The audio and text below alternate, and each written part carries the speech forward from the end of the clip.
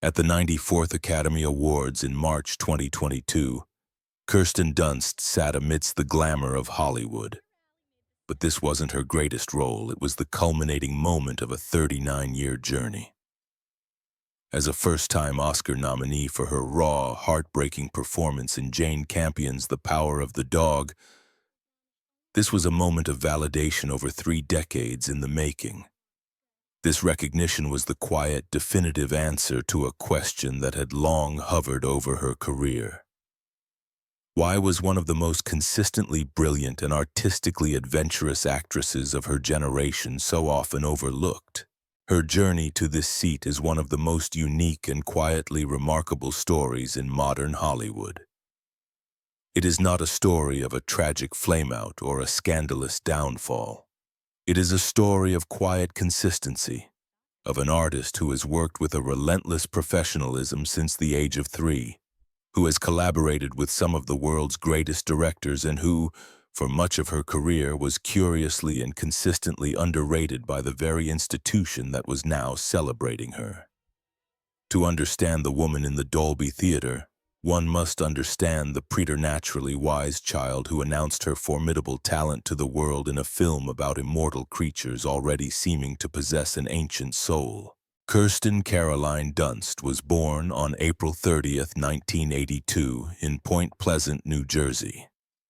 Her origins were not rooted in the entertainment industry, but in a world of practical, middle-class professionalism. Her father, Klaus Dunst, was a German medical services executive, providing a sense of European pragmatism and stability.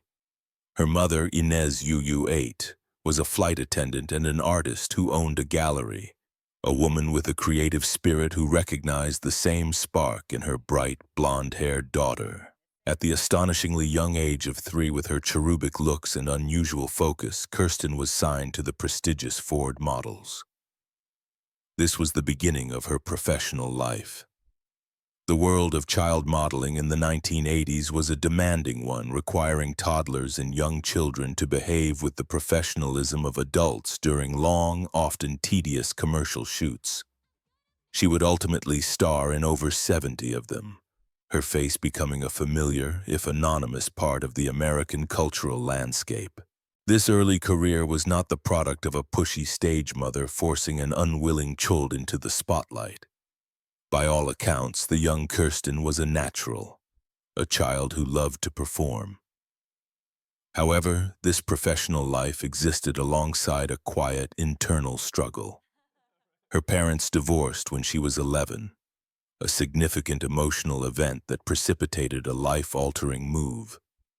In 1993, she moved with her mother and younger brother, Christian, from the East Coast to Los Angeles.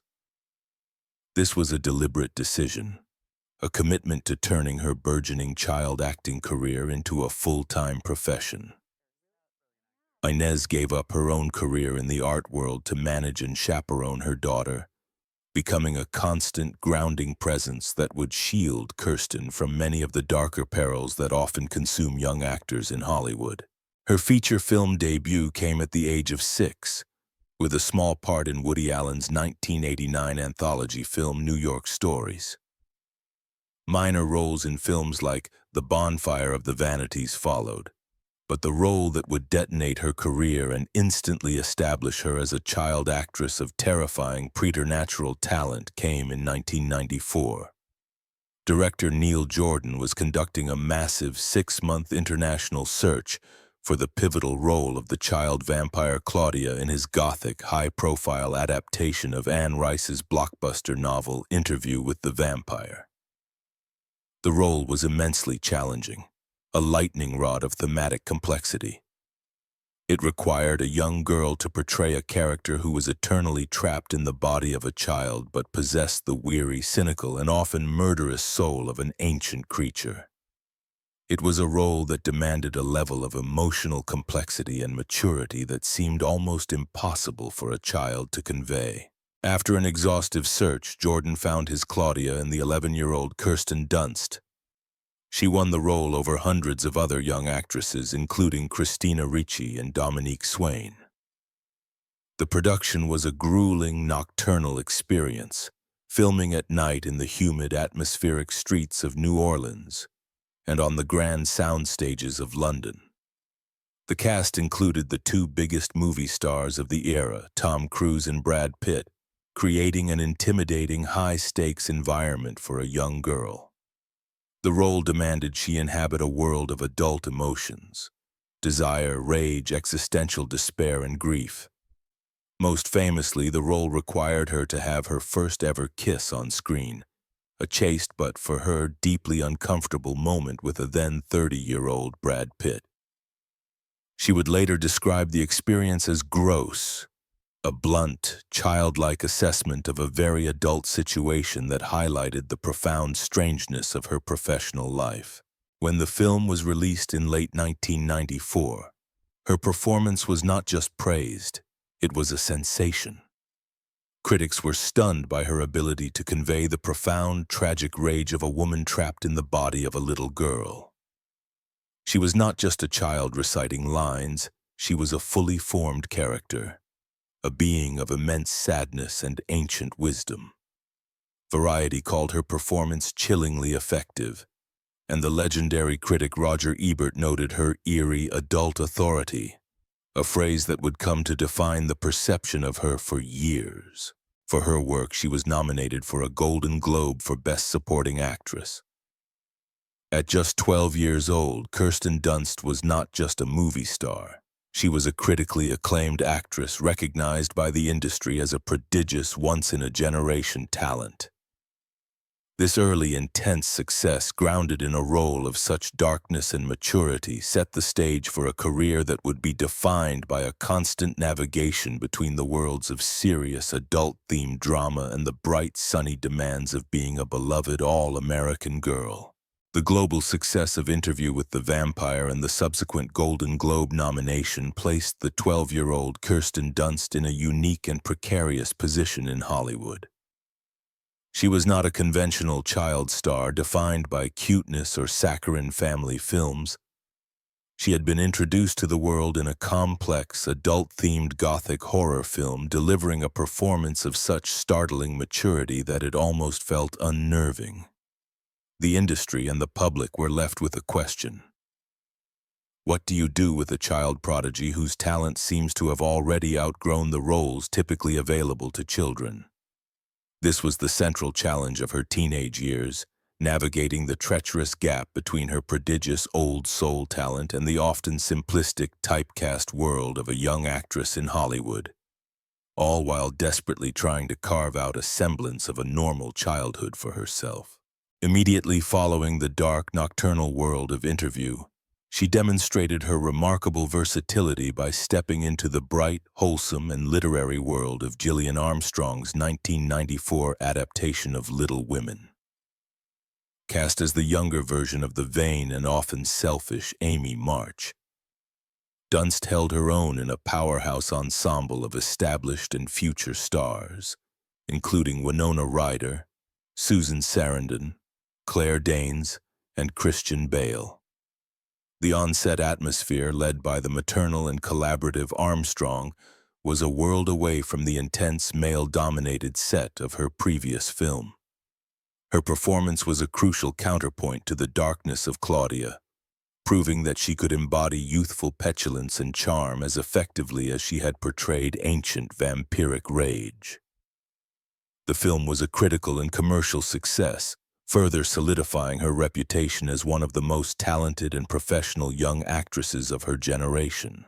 Her next major project thrust her into the world of the burgeoning 1990s CGI blockbuster. In Joe Johnston's 1995 adventure film Jumanji, she starred as Judy Shepard, one of two children who discover a magical and terrifying board game. The production was a technical marathon requiring her and her young co-star, Bradley Pierce, to spend months acting against blue screens and reacting to computer-generated rhinos, monkeys, and spiders that were not there. It was a different kind of acting challenge, one that required immense imagination and technical discipline. The film's central star was Robin Williams, himself a former child prodigy who had exploded into a force of nature. On set, Williams became a mentor and a source of joy for the young actors, a man who, understanding the unique pressures of childhood fame, famously took the time to keep their spirits up during the long, often tedious technical shoots. Jumanji was a massive box office success, introducing Dunst to a huge mainstream global audience and proving her viability as a lead in a major studio tentpole. While her professional career was thriving, her personal life was a carefully managed navigation of a normal adolescence under the most abnormal of circumstances. Unlike many child stars who are tutored on set and exist solely within a Hollywood bubble, Dunst, with the strong guidance of her mother, Inez, made a conscious and determined effort to lead a normal life. She enrolled at Notre Dame High School in Los Angeles, a private Catholic school. And for 4 years, she balanced a full course load, school dances, and friendships with a demanding, globe-trotting film career. It was a testament to her grounded upbringing and her own inner resilience. She was a teenage girl grappling with the universal anxieties of adolescence, but she had to do so in the public eye. Every red carpet appearance was an opportunity for the media to comment on her appearance, her fashion choices, and her transition from a child to a young woman. Throughout this period, she worked with a relentless, almost blue-collar consistency, building one of the most impressive and diverse resumes of any young actor. She was not content to simply be the star of teen-focused films. She actively sought out smaller, more challenging roles in prestigious, adult-oriented projects, a clear sign of an artist who was more interested in the craft than in the cultivation of a celebrity persona. She worked with legendary actors like Robert De Niro and Dustin Hoffman in the sharp 1997 political satire Wag the Dog. She was part of the brilliant ensemble cast of the 1999 cult classic dark comedy Drop Dead Gorgeous. She was consistently choosing to be a small part of a great film rather than the star of a mediocre one, a strategy that earned her immense respect within the industry. From the haunting child Claudia to the enigmatic Lux Lisbon, Dunst showed the world she wasn't just another child star. She was an artist maturing before everyone's eyes. As the 1990s came to a close, Kirsten Dunst was at a crossroads. She had successfully navigated the transition from child prodigy to a respected working teenage actress. But she had yet to find the role that would define her as a young adult, a role that would bridge her critical acclaim with a more profound artistic identity. That role came in 1999 when she was cast as the lead in the debut feature film of a visionary new director, Sofia Coppola. The film was The Virgin Suicides, based on the haunting novel by Jeffrey Eugenides. The film was an atmospheric, melancholic, and deeply empathetic exploration of the enigmatic Lisbon sisters, 5 beautiful, ethereal teenagers whose collective suicides in a 1970s Michigan suburb remain an unsolved mystery. Dunst was cast as Lux Lisbon, the most rebellious and sexually precocious of the sisters, a character whose burgeoning desires clash with the suffocating piety of her parents. The role was a perfect fit for Dunst's unique talents. It required her to convey a world of longing, sadness, and fierce, self-destructive life force, often without dialogue. Her performance was a masterpiece of subtle, interior emotion, her face a canvas for the film's themes of trapped femininity and misunderstood youth. The collaboration between Dunst and Coppola was a meeting of artistic soulmates. Coppola's dreamy, atmospheric, and distinctly feminine directorial style was a perfect match for Dunst's quiet, intelligent, and deeply intuitive acting. The film, which premiered at the Cannes Film Festival to widespread critical acclaim, was a profound artistic turning point for Dunst. It completely redefined her image, moving her from talented former child star to indie queen, a muse for a new generation of auteur filmmakers. It was a role that tapped into a deep well of melancholy and wisdom that had been present since her performance in Interview with the Vampire but was now fully realized in the body of a young woman. The Virgin Suicides was more than just a great performance. It was a declaration of artistic intent. It signaled the arrival of Kirsten Dunst, the serious adult artist, and set the stage for a new decade in which she would achieve a new and far more complex level of global fame. The critical success of the Virgin Suicides at the close of the 20th century marked a profound artistic coming-of-age for Kirsten Dunst. She had entered a new, sophisticated phase of her career, aligning herself with the burgeoning world of independent, auteur-driven cinema.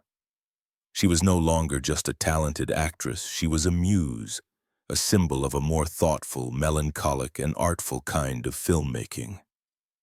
But in the year 2000, she would pivot, demonstrating her remarkable range and commercial instincts with a film that, on the surface, seemed like a simple teen comedy, but would become one of the most enduring and beloved cult classics of its generation. That film was Bring It On.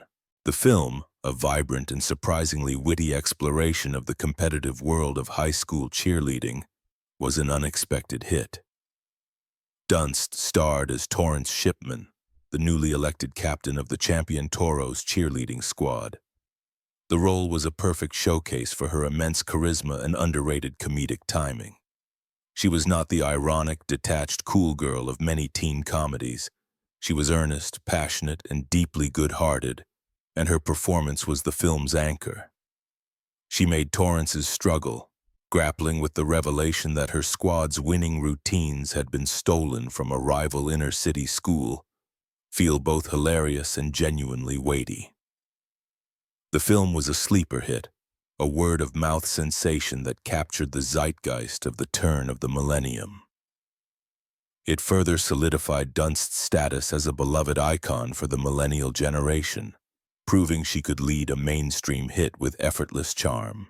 This success, combined with her indie credibility, placed her in a unique position. She had proven her artistic bona fides and her commercial bankability. She was now on the radar for the biggest roles in Hollywood, including one of the most coveted and highly anticipated female roles of the decade. Director Sam Raimi was in the process of casting his massive, big-budget adaptation of the iconic Marvel comic book Spider-Man. For the role of Mary Jane Watson, the girl next door and the lifelong love of Peter Parker, Raimi was looking for more than just a beautiful face. He wanted an actress with depth, with a soulfulness that could ground the fantastical world of superheroes in a relatable human reality. He found that in Kirsten Dunst. The decision to cast an indie queen in a massive blockbuster was a savvy one. It signaled that this would be a character-driven comic book film, not just a special effects spectacle. For Dunst, the choice to step into such a massive franchise was a significant one. It meant embracing a level of global fame and commercialism that was a world away from the intimate, director-focused sets of a Sofia Coppola film.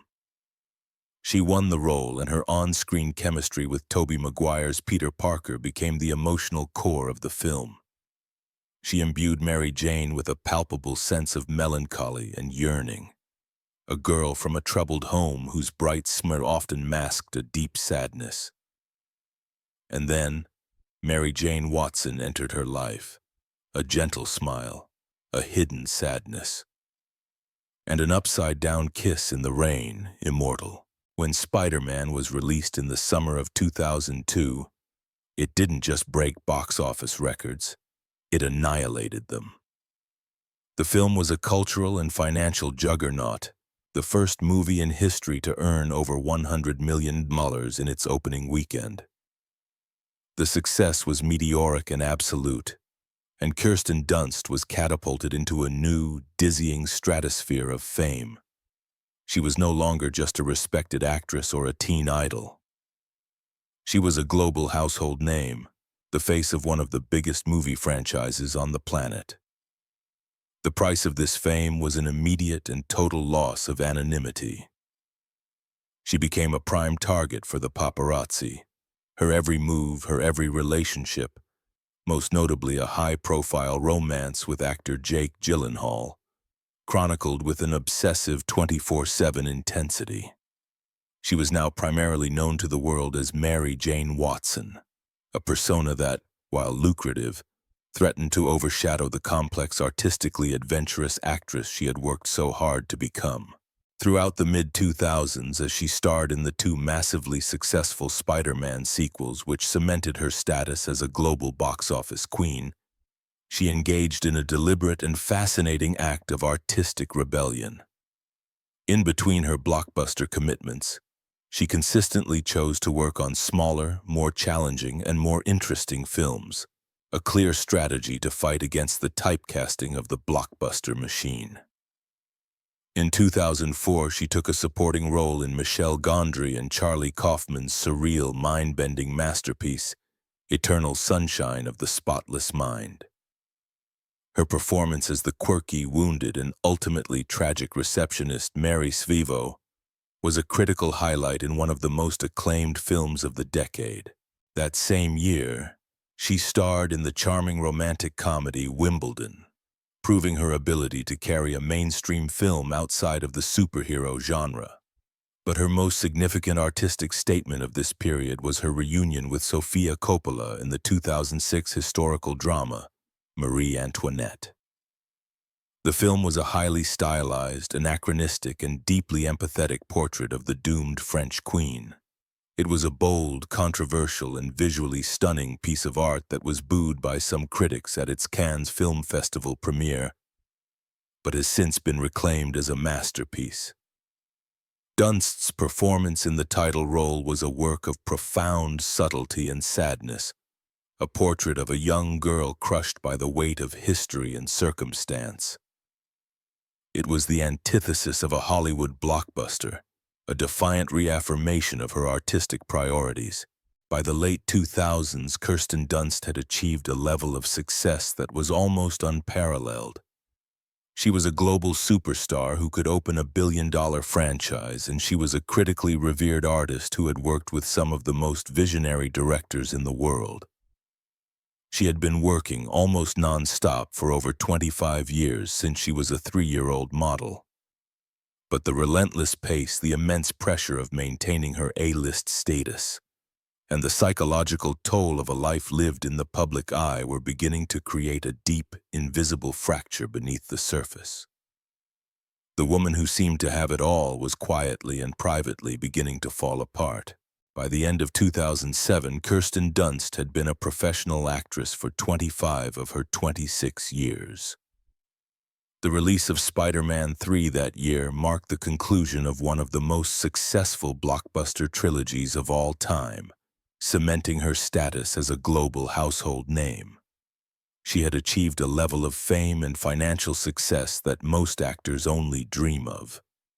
But the relentless, non-stop churn of the Hollywood machine, the back-to-back film shoots, the grueling global press tours, the constant suffocating glare of the paparazzi, and the immense pressure of being a bankable A-list star, had taken a profound and invisible toll. The quiet, professional girl who had been working since the age of 3 was utterly and completely exhausted, not just physically but spiritually. The crisis came to a head in early 2008. In a move of quiet courage and profound self-awareness, she checked herself into the Cirque Lodge Treatment Center in Utah. Immediately, the tabloid media, conditioned by years of celebrity scandals, went into a speculative frenzy, churning out predictable headlines of a wild partying star crashing and burning. But the reality was far more complex and in many ways far more relatable. Dunst was not in treatment for the typical celebrity excesses of alcohol or drug addiction. As she would later reveal with a characteristic no-nonsense honesty, she was there for depression. She was used to pleasing everyone, always on time, always smiling. But inside, a void was growing wider. The breakdown was the culmination of a lifetime of repressed emotion. She had spent her entire career being a good girl, a consummate professional who always hit her marks, knew her lines, and never caused trouble. She had been a people-pleaser in an industry that demands perfection, and the anger and sadness she had suppressed for years had finally boiled over. The depression was a delayed reaction to a life lived under the most unnatural of circumstances. A cry for help from a soul that had been working on overdrive for a quarter of a century. Cirque Lodge wasn't about saving a career. It was about saving herself. Her decision to publicly acknowledge her struggle with depression was a significant and courageous act. In an era where mental health was still highly stigmatized, especially in the image-conscious world of Hollywood, her honesty helped to normalize the conversation. She took a deliberate, necessary step back from the spotlight, embarking on a nearly 2-year hiatus from acting to focus entirely on her healing and recovery. When she returned to the screen, she was a different artist.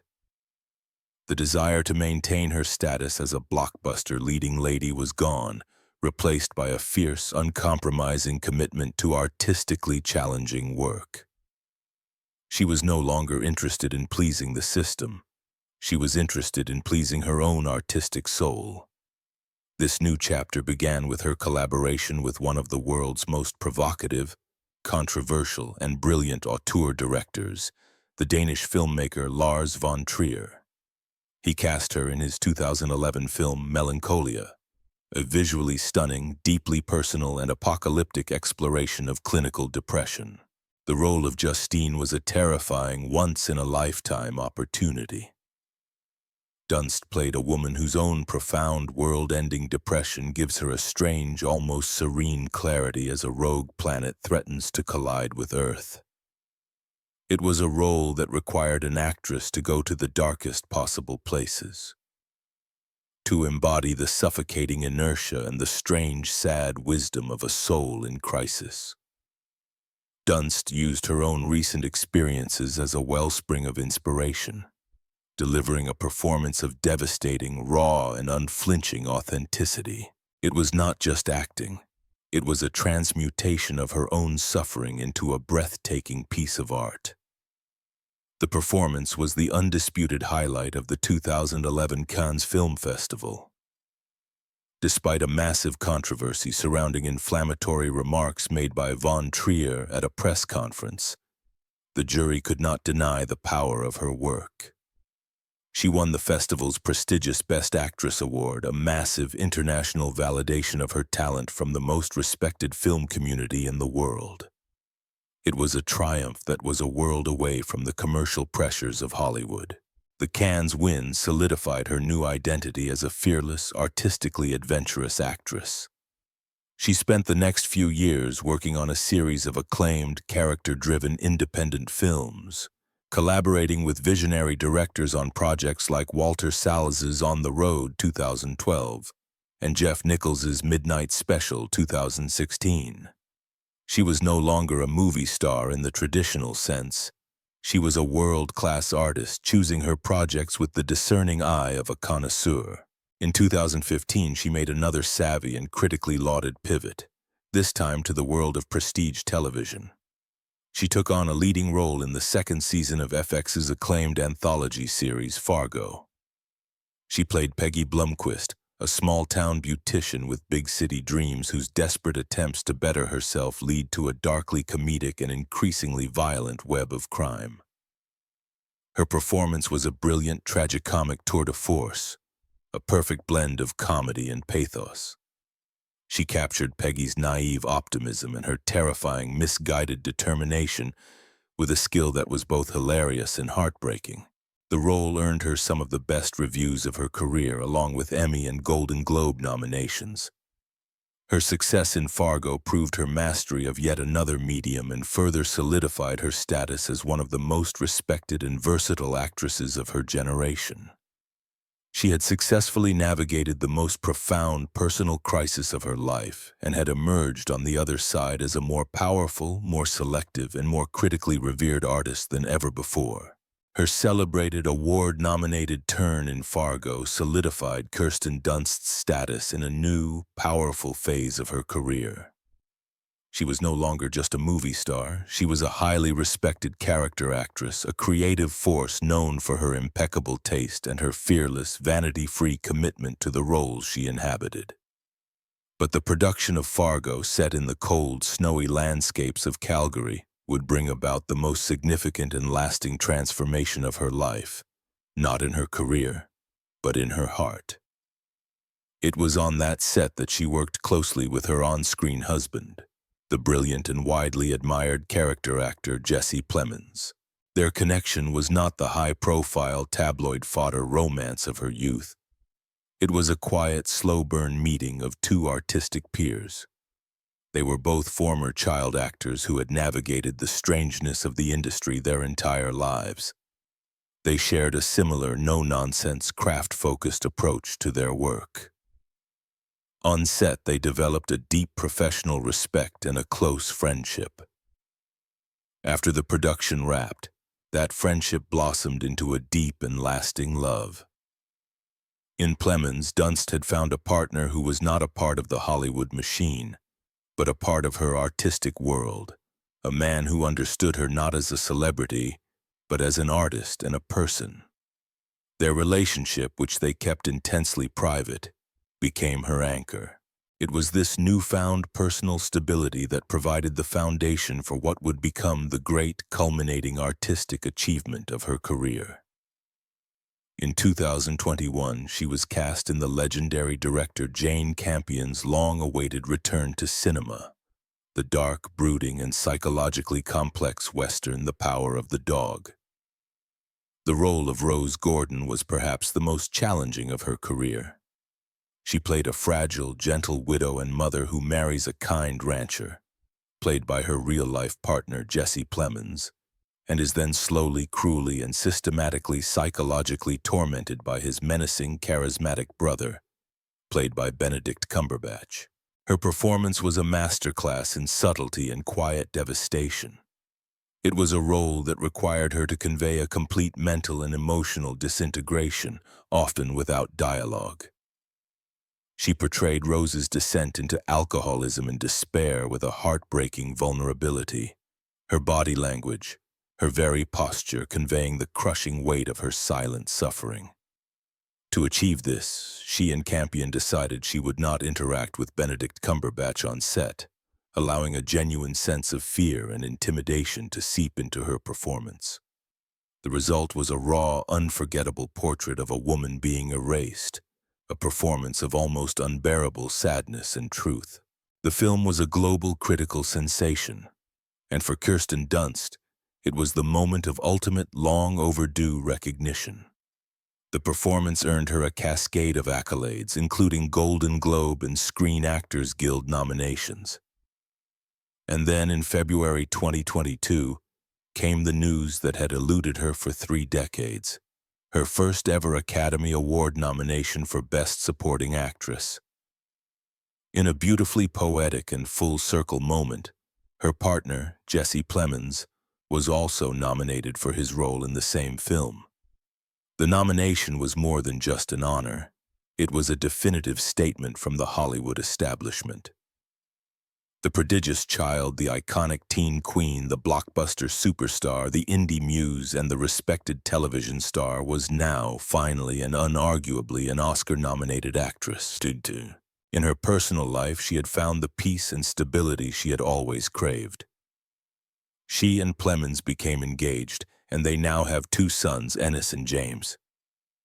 She has embraced motherhood with a fierce, protective joy, creating a quiet, normal life for her family in Austin, Texas, far from the chaos of Hollywood. She had finally found a balance, a life where her profound commitment to her art coexisted with a deep and fulfilling personal happiness. The legacy of Kirsten Dunst is a unique and powerful one. It is not a story of scandal, tragedy, or a fiery burnout. It is a story of quiet consistency, of relentless professionalism, and of a profound, unwavering artistic integrity. She is a survivor of the Hollywood machine, a preternaturally talented child star who navigated the treacherous waters of fame from the age of 3 and emerged not just intact but as one of the most interesting and respected artists of her generation. She was the ultimate actor's actor, a performer who was consistently better than the material she was given, who always chose the interesting role over the easy one, and who built a career not on a carefully managed celebrity persona, but on a body of work of astonishing range and depth. Her story is a testament to the long game. The Oscar didn't create Kirsten Dunst. She had been there for 30 years. It's just that now the whole world finally saw her.